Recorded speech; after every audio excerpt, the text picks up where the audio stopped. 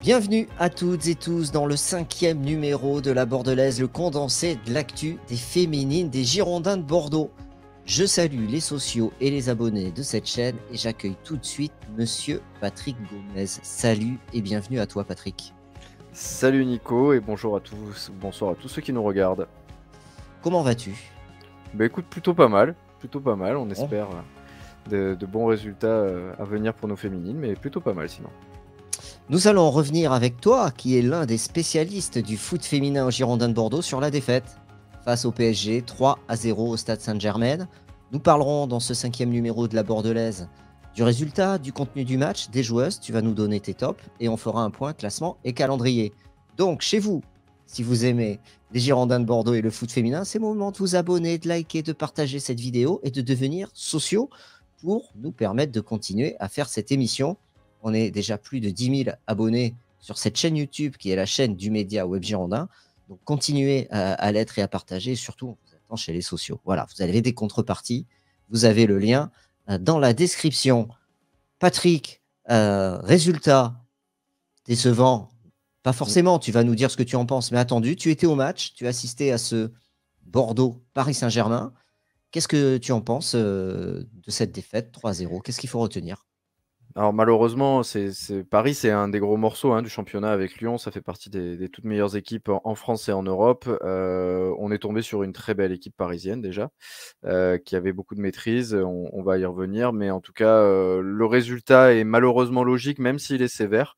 Mais encore une fois, dans le contenu, on a vu que notre équipe ne lâchait rien et avait su mettre en difficulté cette équipe parisienne.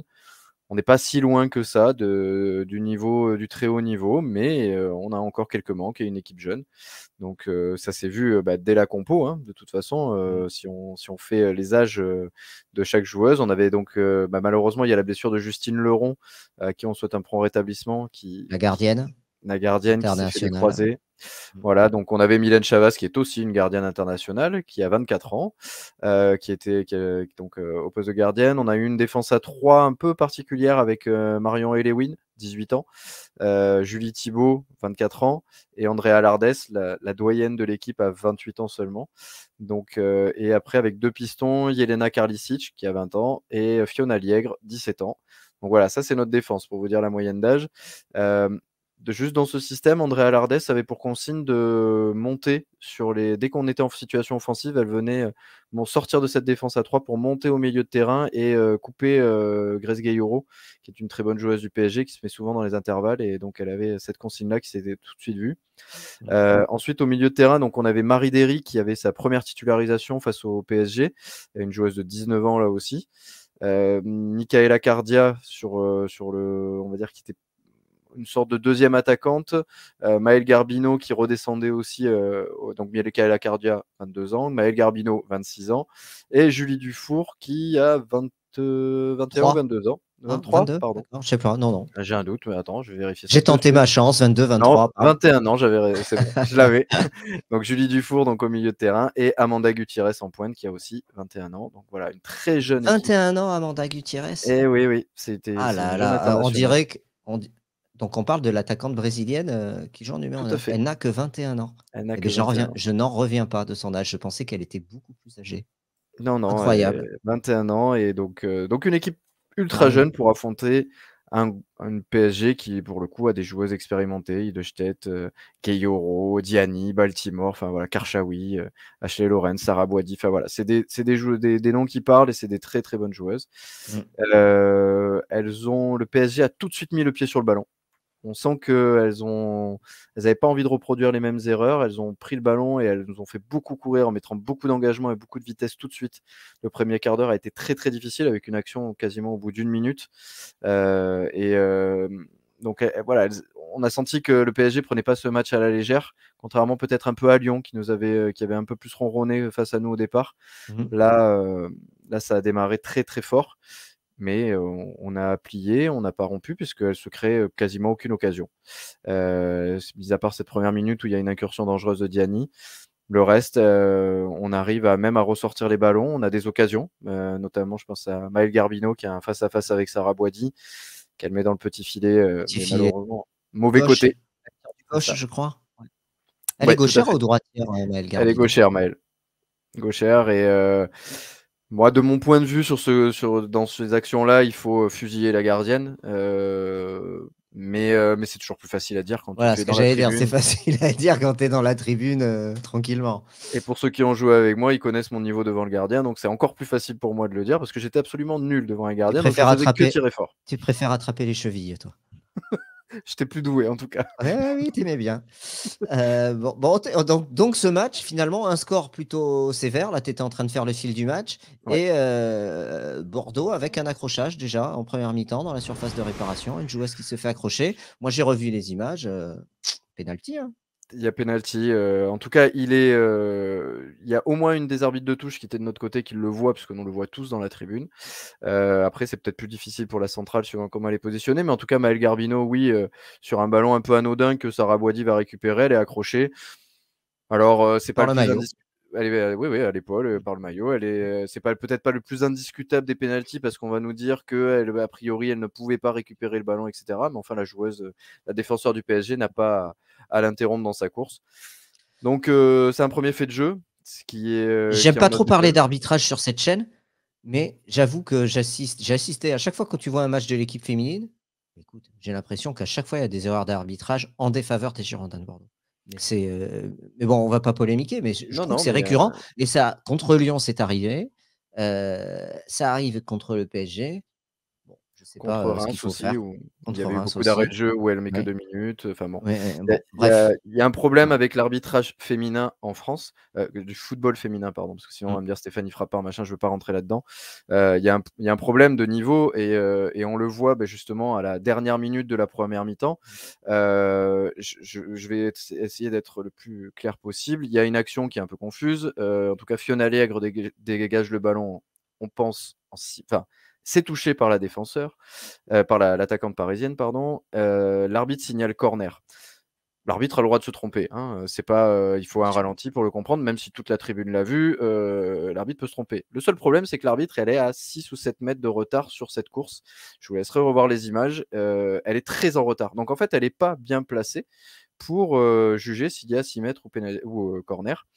Elle donne corner, c'est la 45e plus 2 et malheureusement sur ce corner, une fois de plus, on est battu, par la taille des parisiennes et Kadugatu Diani met une frappe merveilleuse dans le petit filet opposé et encore une fois, on rentre à la mi-temps avec un but de déficit. Si je peux me permettre, c'est vraiment, la grosse difficulté cette saison, c'est les corners, défensifs qu'on a. On en prend énormément de buts sur corner. Face à Lyon, c'était pareil. Je sais pas, alors j'ai pas vu assez de matchs et je les ai plus en tête tous les matchs de l'équipe féminine cette saison, mais on est en difficulté sur cette phase de jeu lorsqu'on défend. On Clairement, a les corners, je sais pas si la gardienne devrait peut-être plus sortir pour soulager sa défense, mais on encaisse énormément, hein, sur cette phase c'est de jeu. C'est ce que Patrice Lair demande, hein. Il demande à chaque fois, à ce que, Mylène Chavas ou Justine Leron, quand elle participait, puissent sortir. Malheureusement, sur ce coup-là, elle pouvait pas, parce que le corner est plutôt bien tiré et dévié. Elle peut pas y aller. Mais en gros, on a 3 joueuses de taille. On a Amanda Gutierrez, on a Marion Elewin et Julie Thibault.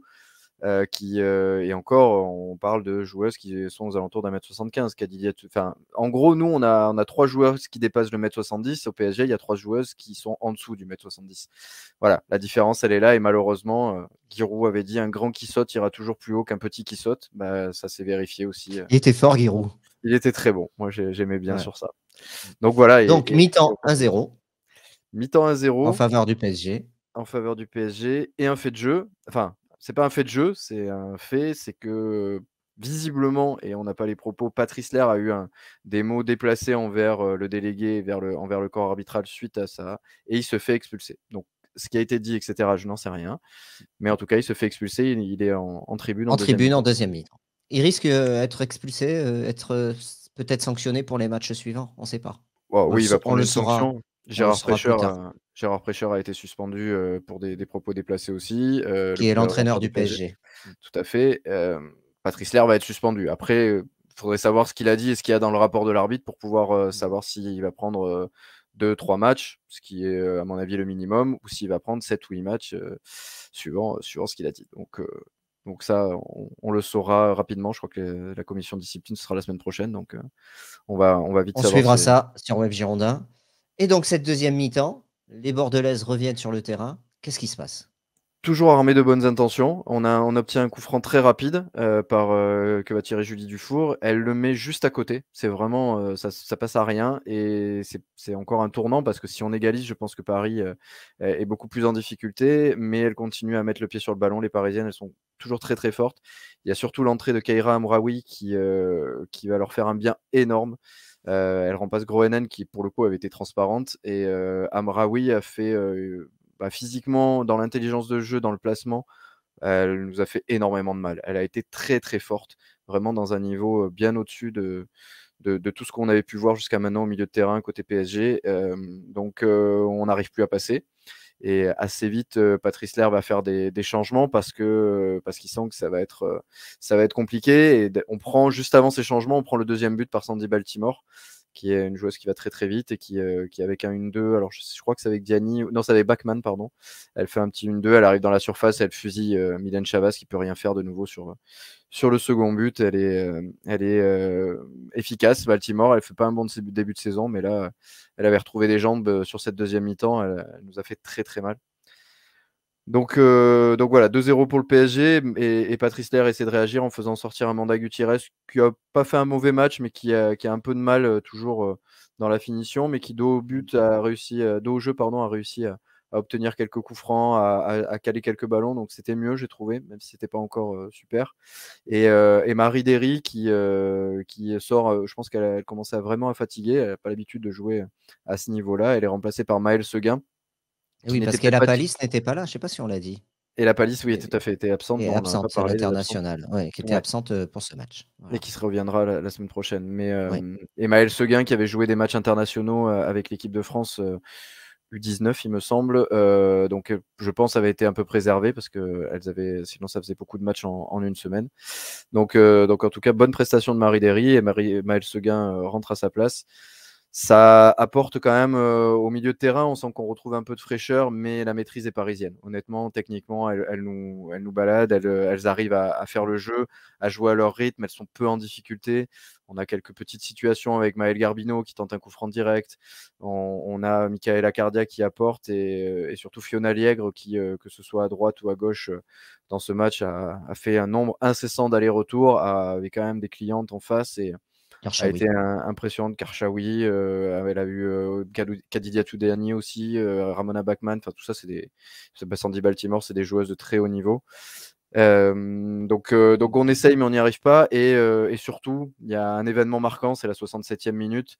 Enfin, le retour de Delphine Châtelain, qui, après s'être fait les croisés en tout début de saison dernière dans un match amical face à Offenheim, il me semble, revient, donc plus de 15 mois après, il me semble. Donc c'est une sorte de légende au Girondin quand même. Elle est arrivée l'année où on se maintient de justesse. C'est une joueuse, une femme incroyable et ça a fait plaisir à tout le monde vraiment qu'elle soit de retour. Donc elle remplace Jelena Karlicic et Fiona Liègre passe à droite parce que Delphine, c'est pure gauchère. Ouais. Pour avancer un peu plus rapidement sur le match, donc on prend ce 3e but et puis il y a aussi un accrochage, c'est, comment elle s'appelle? Mélissa Gomez. Elle se fait accrocher, elle se fait pousser, dans le dos, quand tu vois Voilà, c'est les un images. pénalty flagrant. Dans la surface de réparation et là non plus, il y a pas pénalty et ça, c'est avant de prendre le 3e but. C'est avant de prendre le 3e. Ça aurait pu, si Bordeaux l'avait marqué, relancer, la rencontre. Voilà. Ouais, celui-là, il me déplaît beaucoup plus parce que là, l'arbitre est bien placé, elle voit l'action, Estelle Cascarino joue pas le ballon, elle lui saute dessus. Bon, Ouais. je sais pas. Bon. Je sais pas comment on ne peut pas ne Bon, on siffler ça, passe. Bon, mais voilà. un de Il doit y plus avoir dans ce penalty. match. Tout à fait. Tu Et donnes tes derrière, tops? Ouais, derrière, voilà. tu termines le match et après tu donnes tes tops? Non, mais Ouais. exactement. Derrière, pas plus de situations, on n'arrive Mmh. pas à faire le jeu et Paris maîtrise toujours. Donc, on perd 3-0, score sévère, mais malheureusement, défaite méritée et victoire méritée pour le PSG. Il y a Les des tops, points positifs. Moi, alors j'ai vu la fin de la 1re mi-temps et la 2e mi-temps. C'est mon avis, je trouve que cette équipe progresse, bordelaise. On voit ces jeunes bordelaises qui progressent et notamment je trouve que, alors je sais pas si elle est dans tes tops, Marion Halloween, je trouve qu'elle a fait un très bon match et elle m'a surpris, j'ai l'impression qu'elle a passé un cap. Je sais pas, parce qu'elle est très jeune, tu as dit, elle a 18 ans. 18 ans. Je trouve qu'elle a quand même la responsabilité de jouer défenseuse centrale à Bordeaux, et elle a fait quasiment tous les matchs cette saison. Franchement, j'ai trouvé, vraiment pas mal. Donc on t'écoute, pour tes tops. Alors, Marion Elewi n'est pas encore dans mes tops. Voilà. Je t'expliquerai après pourquoi. Bon. Pardon, Non, on va mais aller tout t'es de suite. pas obligé La, d'expliquer pourquoi. Hein. la seule chose qui lui manque, c'est la relance pour moi. Il faut qu'elle progresse dans ses relances et notamment dans ses relances courtes. Voilà, c'est le seul petit défaut. Alors, on t'écoute. Ma première top, et c'est vraiment top du top numéro 1, c'est Fiona Liègre. C'est 17 ans, Fiona Liègre. Elle paye pas de mine, hein, mais alors le nombre de courses, le nombre d'interceptions, elle lâche jamais rien. Elle prend un carton jaune parce qu'elle se fait passer, elle est par terre, elle attrape la jambe, elle veut pas lâcher, quoi. C'est une teigne, quoi. Et elle a vraiment des attitudes de grande joueuse, je trouve, dans ses contacts. Elle se laisse jamais faire. Elle est vraiment hargneuse. Voilà, il n'y a pas grand chose qui lui manque. Elle joue à gauche alors qu'elle est droitière. Elle le remplit super bien. Elle n'hésite pas à jouer avec son pied gauche. Après, quand il a fallu à droite, elle est allée à droite. Elle a été toujours aussi forte. Jusqu'à la 90e, elle continue à faire des courses. Après, elle avait Sakina Karchaoui, qui est une référence. Quand elle est passée à droite, ça l'a pas impressionné. Elle lui est rentrée dedans pareil. Donc voilà, Fiona Liègre, il va falloir très vite que la direction se penche à lui faire un vrai contrat professionnel, parce qu'aujourd'hui on parle de nos jeunes joueuses, mais il ne faut pas oublier qu'elles n'ont pas de contrat, hein, officiellement, elles n'ont pas de contrat pro, c'est simplement des défraiements, donc il va falloir que notre direction fasse très vite le nécessaire pour pas qu'on se la fasse piquer par des très bons clubs, parce que Fiona Liègre va être, elle est déjà internationale U17 et elle va être très très très très forte. Donc c'est mon deuxième top. Ouais. Deuxième top, c'est notre capitaine, c'est Andrea Lardès, parce qu'elle avait un rôle très particulier entre la défense centrale et le milieu de terrain, où on l'a vu tout de suite remonter quand Gaillot reprenait l'intervalle. Et encore une fois, elle a fait une partie très propre. Elle a coupé les actions, elle a joué comme elle sait le faire, c'est-à-dire simplement. Elle a harangué ses partenaires pour ne rien lâcher. Donc voilà, la capitaine encore une fois exemplaire, match sobre mais efficace, et c'est tout ce qu'on aime sur Andrea. Exactement, ouais, parce qu'elle peut jouer à droite, elle peut jouer en défense, elle a joué au milieu, là, enfin, elle a fini milieu de terrain défensif, donc... Il lui reste que les buts et en attaque. Ouais, bon, alors la dernière fois que j'avais dit qu'elle marquerait pas de but, elle a marqué contre Soyo et ça m'a valu... J'étais là. Ouais, ça m'a valu un petit challenge, mais effectivement, il lui manque quelques buts de temps en temps. Est-ce que tu en as un troisième ? Et ouais, troisième et dernière top, c'est Maëlle Garbino qui revenait de sélection et qui, je trouve, a fait un très bon match. Elle a été très mobile. Elle a progressé dans l'impact qu'elle prenait de haut but. C'est un petit gabarit, donc elle avait un peu de mal. Elle travaille avec un préparateur aussi physique et on voit que ça porte ses fruits parce qu'elle est beaucoup plus solide. Elle arrive à beaucoup plus facilement se retourner. Et elle a posé des problèmes au milieu du PSG. Elle a beaucoup défendu aussi. Donc j'ai trouvé son activité très intéressante et encore un très bon match de Maëlle Garbino. Donc voilà mes 3 tops. Allez, merci Patrick. Le point classement, aujourd'hui, les Bordelaises, avec ce résultat, restent dans le ventre mou, on peut dire, du championnat, 8e avec 9 points. Il y a 12 équipes dans le championnat de Den-Arkema. La 12e place est occupée par Guingamp, 1 point, Rodez, 5 points, Soyaux, 5 points. Et ensuite, il y a Dijon, 8 points, et Bordeaux, 9 points.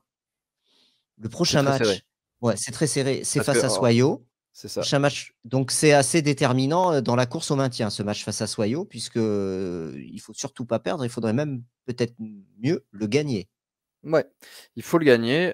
C'est une équipe qui, sur ces dernières années, nous réussit plutôt bien, même si c'est très très difficile d'aller jouer là-bas. En plus, le terrain en hiver est pas terrible. Mais oui, c'est très serré parce que entre Montpellier qui est 4e, on n'a que 3 points de retard, et Soyaux qui est 10e, qui est premier non relégable, on n'a que 4 points d'avance.